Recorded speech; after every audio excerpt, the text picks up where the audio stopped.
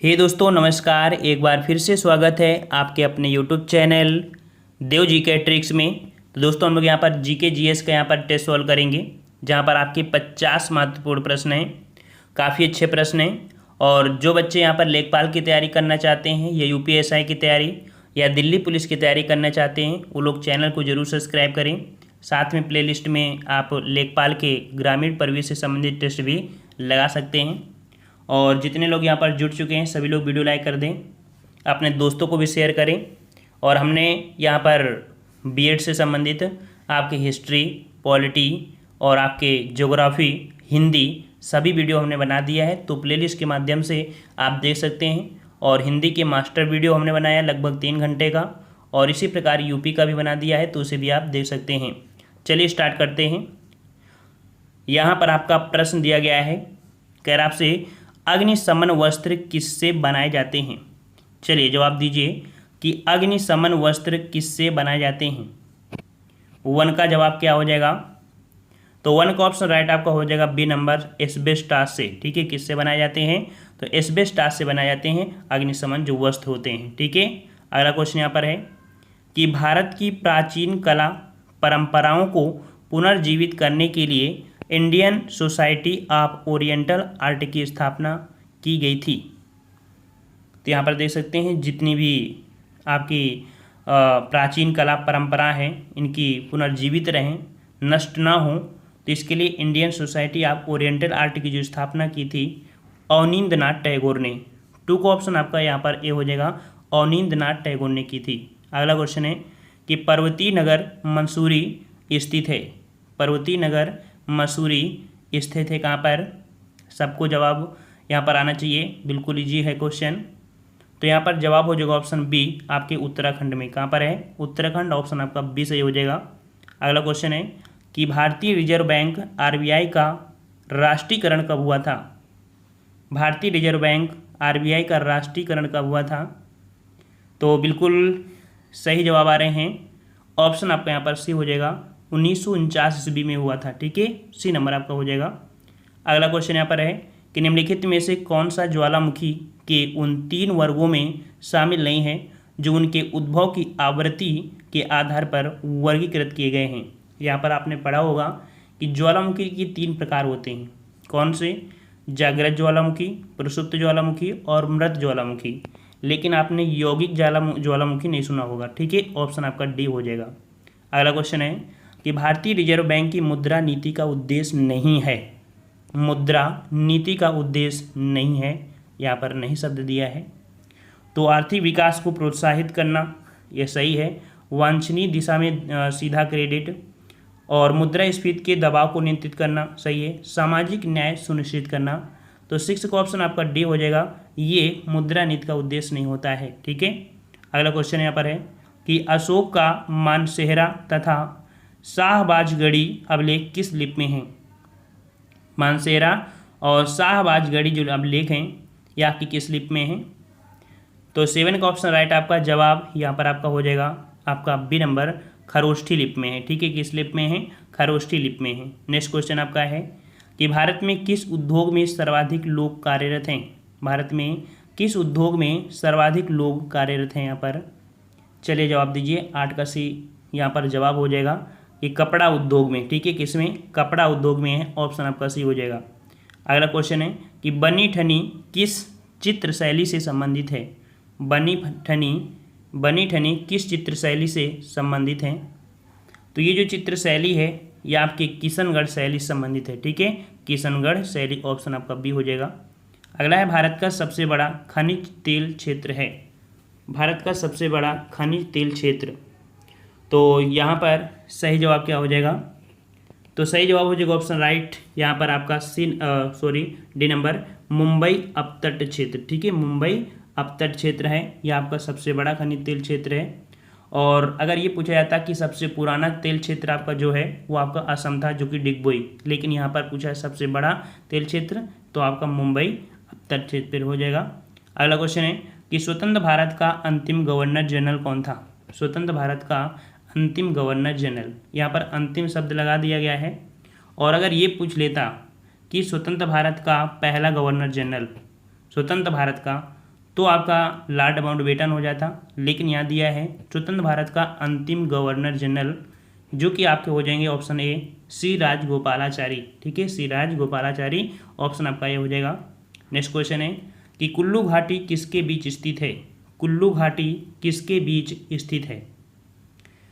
तो कुल्लू घाटी जो कि सेब के लिए भी जानी जाती है। ठीक है, और यहाँ पर जवाब हो जाएगा option right D number, Dhauladhar और पीरपंजाल श्रेणी में स्थित है आपकी कुल्लू घाटी। ठीक है, अगला क्वेश्चन है सोपान कृषि कहाँ की जाती है? सोपान कृषि कहाँ की जाती है? तो यहाँ पर जवाब आ रहा है, और यहाँ पर याद रखिए कि जो सोपान कृषि होती है वो पहाड़ों के ढलान पर होती है। ठीक है, आपने चाय की खेती देखा होगा ना, वो आपकी ढाल होती है वही खेती। तो ऑप्शन आपका ए हो जाएगा पहाड़ों के ढलान पर। नेक्स्ट क्वेश्चन दिया गया है कि कृत्रिम सैटेलाइट के अंदर व्यक्ति भारहीन महसूस करता है क्योंकि पृथ्वी के आकर्षण का बल जो होता है वो क्या होता है भाई? वो होता है अभिकेंद्र बल के समान होता है। ठीक है, वो अभिकेंद्र बल के समान होता है। इसी कारण से कह सकते हैं कि जो वैसा सैटेलाइट में बैठा व्यक्ति होता है वो भारहीन महसूस होता है, अर्थात उसमें कोई भार नहीं लगता है। अगला क्वेश्चन है कि जब शुद्ध जल में डिटर्जेंट डाल दिया जाए तो पृष्ठ तनाव क्या होगा? अगर कोई जल है और उसमें कोई निरमा या डिटर्जेंट डालते हैं तो उसका जो पृष्ठ तनाव होता है क्या होता है? वो घट जाता है। ठीक है, घट जाता है। जैसे देखते हैं कि पानी अगर पड़ा है उसमें कचरा है, डाल दो तो थोड़ा साफ हो जाता है। ठीक है, दूर दूर भगने लगता है, मच्छर भी भगने लगते हैं। तो ऑप्शन आपका बी हो जाएगा। नेक्स्ट क्वेश्चन है सुपरनोवा क्या है? सुपरनोवा, तो यहाँ पर सुपरनोवा क्या हो जाएगा? 16 का ऑप्शन आपका हो जाएगा यहाँ पर सी नंबर।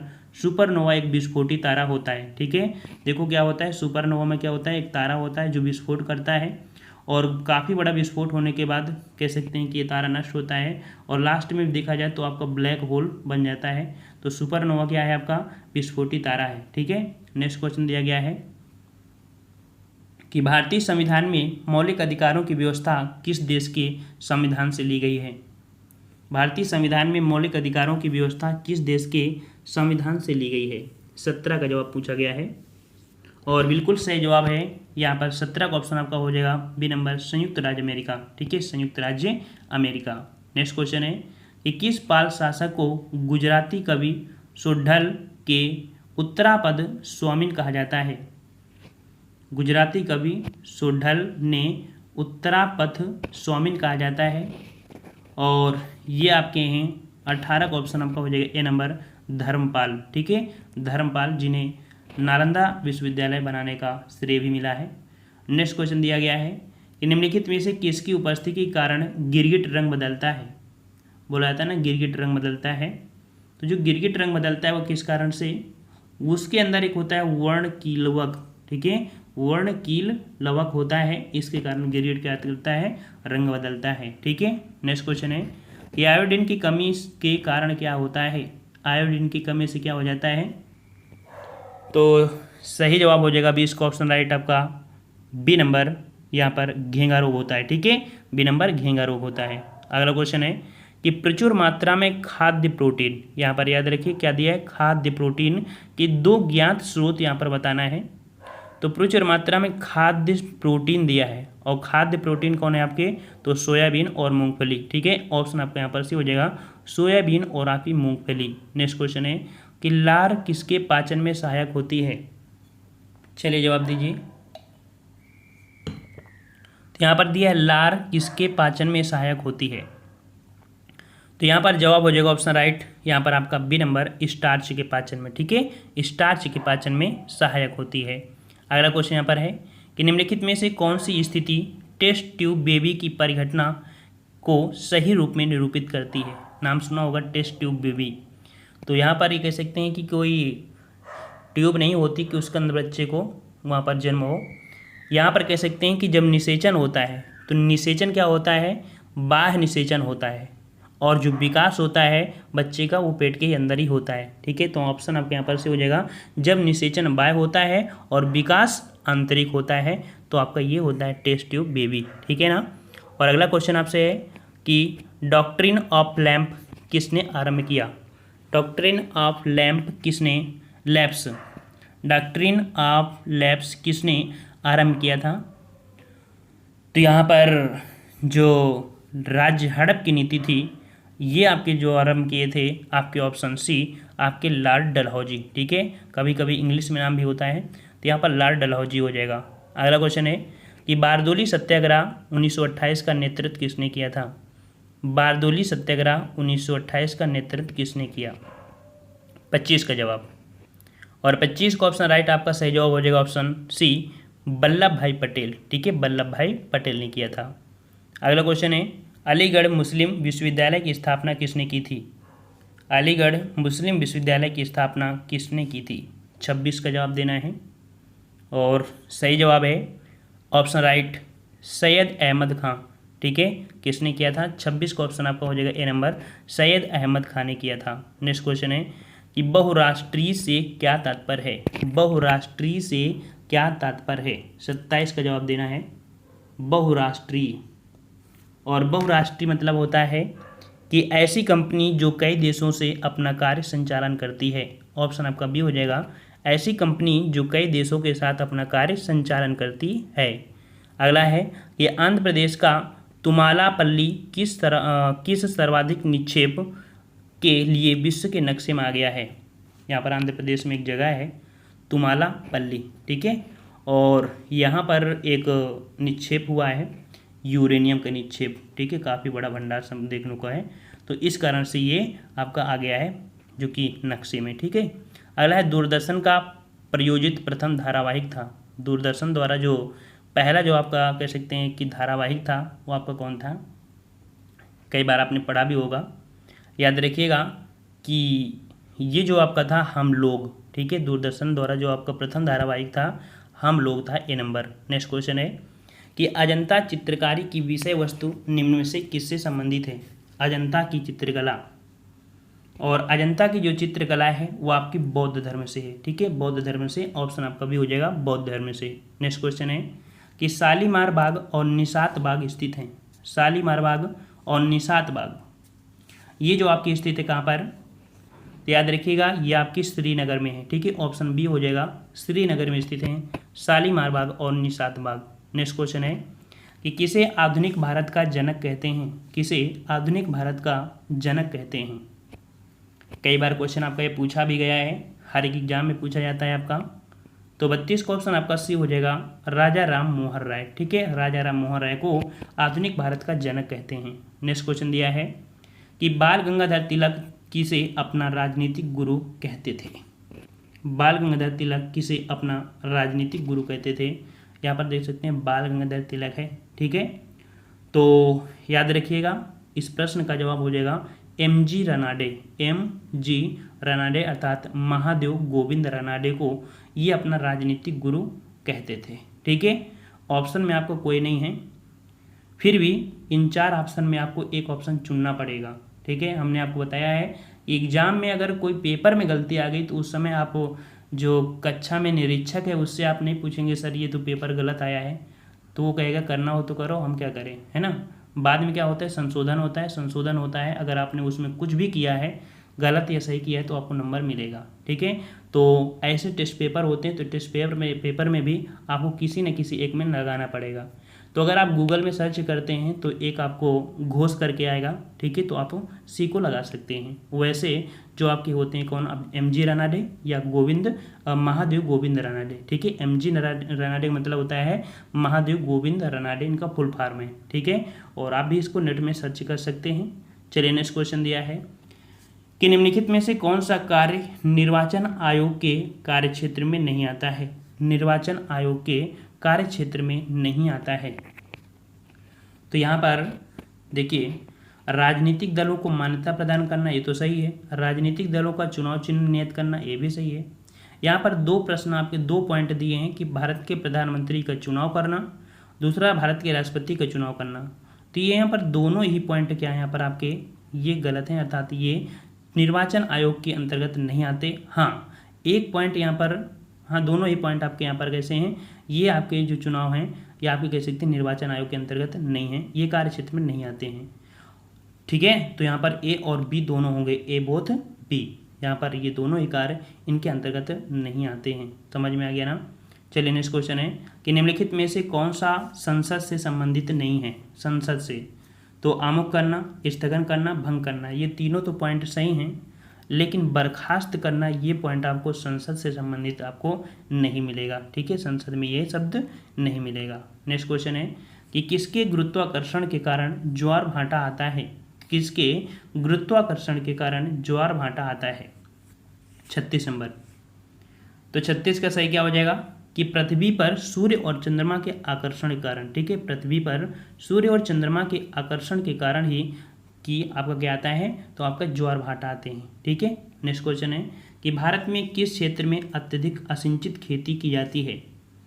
असिंचित खेती जो की जाती है वो आपकी कहाँ पर की जाती है। 37 नंबर। और यहाँ पर आपका जवाब सही हो जाएगा option right B number, Deccan के पठार पर। ठीक है, दक्कन के पठार पर ऑप्शन राइट आपका 37 का हो जाएगा बी नंबर। नेक्स्ट क्वेश्चन है कि खजुराहो का कंदरिया महादेव मंदिर किसने बनवाया था। ये शंकर भगवान का बहुत बड़ा मंदिर है, कंदरिया महादेव का मंदिर, और इसे जो बनवाया था आपके चंदेलों ने बनवाया था। ठीक है, किसने बनवाया था, तो आपका 38 का ऑप्शन आपका डी हो जाएगा, चंदेलों ने बनवाया था। ठीक है, नेक्स्ट क्वेश्चन दिया है कि कर्म का सिद्धांत संबंधित है। कर्म का सिद्धांत संबंधित है। कर्म का सिद्धांत याद रखिएगा कि कर्म का सिद्धांत जो संबंधित है वो मीमांसा से है। ठीक है, ऑप्शन बी हो जाएगा मीमांसा से। नेक्स्ट क्वेश्चन है कि लिंग पूजा का पहला स्पष्ट प्रमाण कहाँ से मिलता है। लिंग पूजा का पहला जो प्रमाण है वो कहाँ से मिलता है। 40 नंबर। तो जो सबसे पुराना पुराण है आपका मत्स्य पुराण। ठीक है, तो मत्स्य पुराण से मिलता है, ऑप्शन आपका भी हो जाएगा मत्स्य पुराण। नेक्स्ट क्वेश्चन दिया गया यहाँ पर कि झूम है एक। झूम खेती आप नाम सुना है, नाम सुना है ना।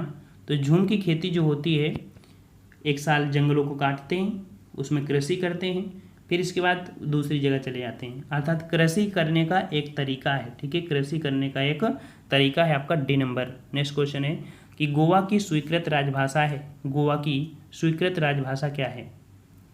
गोवा की स्वीकृत राजभाषा क्या है, तो ये राजभाषा है आपकी है कोंकणी। ऑप्शन ए हो जाएगा कोंकणी। नेक्स्ट क्वेश्चन कि खरीफ की फसल काटी जाती है। खरीफ की फसल काटी जाती है, कब काटते हैं। खरीफ की फसल कह रहा है, देखो खरीफ की फसल जून जुलाई या जुलाई अगस्त में कह सकते हैं बोई जाती है, और नवंबर अक्टूबर नवंबर में काटी जाती है। तो यहाँ पर देख सकते हैं नवंबर के प्रारंभ में। ठीक है, 43 का ऑप्शन आपका हो जाएगा सी नंबर। नेक्स्ट क्वेश्चन कि विश्व का मरुस्थल विहीन महाद्वीप, अर्थात ऐसा कौन सा महाद्वीप है जहाँ पर मरुस्थल नहीं है। मरुस्थल नहीं है। 44 नंबर। तो 44 को ऑप्शन राइट आपका सही जवाब हो जाएगा ऑप्शन बी यूरोप। यूरोप महाद्वीप ऐसा है जहाँ पर एक भी मरुस्थल नहीं है। वहीं पर ऑस्ट्रेलिया से क्वेश्चन क्या बनता है कि ऐसा कौन सा महाद्वीप है जहाँ पर एक भी ज्वालामुखी नहीं है। तो ज्वालामुखी कहाँ नहीं है, ऑस्ट्रेलिया में। ठीक है, और मरुस्थल कहाँ पर नहीं है, तो आपके यूरोप में। ठीक है, नेक्स्ट क्वेश्चन दिया गया है यहाँ पर चंद्रप्रभा वन्यजीव अभ्यारण्य। चंद्रप्रभा वन्यजीव अभ्यारण्य कहाँ स्थित है। चलिए, चंद्रप्रभा वन्यजीव अभ्यारण्य कहाँ स्थित है। 45 नंबर। 45 का जवाब क्या होगा आपको यहाँ पर, तो 45 का ऑप्शन आपका हो जाएगा आपके उत्तर प्रदेश में। ठीक है, उत्तर प्रदेश में आपका स्थित है चंद्रप्रभा वन्यजीव। ठीक है, वाराणसी से थोड़ा आगे जाओगे इलाहाबाद साइड में तो मिलेगा। नेक्स्ट क्वेश्चन है कि किस सिख गुरु ने सिख धर्म को नया स्वरूप, नई शक्ति और नई ओजस्विकता प्रदान किया था। तो ये सिख गुरु कौन है जिन्होंने नया स्वरूप, नई शक्ति, यहाँ पर पंच ककार वगैरह ये नाम सुने, नई शक्ति, तो ये आपके हैं गुरु गोविंद। ठीक है, ऑप्शन आपका डी हो जाएगा गुरु गोविंद सिंह। नेक्स्ट क्वेश्चन दिया है कि लंबे समय तक शांत रहने के पश्चात विस्फोट होने वाला ज्वालामुखी क्या कहलाता है। लंबे समय तक अगर कोई ज्वालामुखी शांत रहता है और इसके बाद अचानक विस्फोट हो जाता है तो उसे क्या बोलते हैं, उसे बोलते हैं सुषुप्त ज्वालामुखी। ठीक है, सुषुप्त ज्वालामुखी। ऑप्शन आपका यहाँ पर हो जाएगा बी नंबर। ठीक है, नेक्स्ट क्वेश्चन है कि सिखों की लिपि क्या है। सिखों की लिपि, सिखों की लिपि, तो सिख लोग जो लिखते हैं वो गुरमुखी लिपि में लिखते हैं। ठीक है, ऑप्शन आपका डी हो जाएगा गुरमुखी लिपि। नेक्स्ट क्वेश्चन है मोनालिसा क्या है। मोनालिसा, मोनालिसा जो आपका है ये एक प्रकार का चित्र है। ठीक है, एक चित्र है। ऑप्शन आपका ए हो जाएगा। नेक्स्ट क्वेश्चन है कि निम्नलिखित में से कौन सा एक विश्व का ब्रेड बास्केट अर्थात रोटी की डलिया कहा जाता है? रोटी की डलिया, तो रोटी की डलिया किसे कहते हैं? तो याद रखिए ये आपके शीतोष्ण घास प्रदेश को, ठीक है, शीतोष्ण घास के प्रदेश को यहाँ पर कह सकते हैं कि विश्व का ब्रेड बास्केट कहते हैं, ठीक है। और यहाँ पर 50 प्रश्न हुए। आप प्लेलिस्ट में जाइए, वहाँ पर आपको हिंदी के वीडियो जो होंगे वहाँ पर आपके पर्यायवाची, विलोम शब्द, जितने भी आपके चैप्टर हैं चैप्टर वाइज आपको मिलेंगे। साथ में आपको हिस्ट्री, ज्योग्राफी, पॉलिटी के भी वीडियो मिलेंगे। साथ में आपको मास्टर वीडियो होंगे जो कि आपकी हिंदी के और यूपी के और करंट के भी होंगे। तो आप प्लेलिस्ट के माध्यम से आप सभी वीडियो देख सकते हैं, अपनी धुआंधार तैयारी कम समय में कर सकते हैं, ठीक है। और जो बच्चे लेखपाल की तैयारी, हमने बता दिया है कि लेखपाल तैयारी या यूपीएसआई की तैयारी या दिल्ली पुलिस की तैयारी करना चाह रहे हैं, वो लोग चैनल को ज़रूर सब्सक्राइब करें और कह सकते हैं बच्चों को भी शेयर करें। ज़्यादा से ज़्यादा यहाँ पर किताबों का प्रयोग करें ताकि जो बेस होता है वो बेस कंप्लीट होता है आपकी किताबों से ही, ठीक है। तो किताबों से भी आप लोग पढ़ाई करिएगा, ठीक है। तो अच्छे से पेपर देना है आप लोगों को और अपनी सीट पक्की करना है, ठीक है। आज की वीडियो में इतना ही, मिलते हैं नए वीडियो में, तब तक के लिए धन्यवाद। जय हिंद, जय भारत।